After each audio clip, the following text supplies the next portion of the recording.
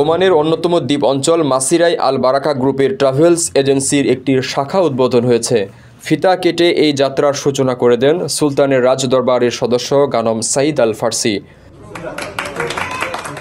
বলা হয়ে থাকে, মাসিরায় বসবাস করা বাসিন্দাদের মধ্যে বড় অংশই বাংলাদেশি। তাদের কথা মাথায় রেখেই দ্বীপটিতে নিজেদের ব্যবসায়িক বিস্তার ঘটাচ্ছে আল বারাকা গ্রুপ।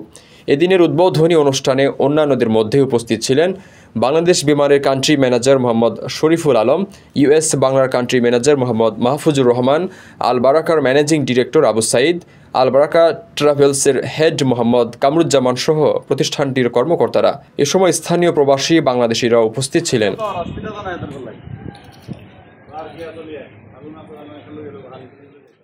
প্রবাসীদের বিনিয়োগের শতভাগ নির্ভরযোগ্য প্রতিষ্ঠান প্রবাসীর সিটি লিমিটেড। এখানে বিনিয়োগ করে হালাল মুনাফা অর্জন করুন।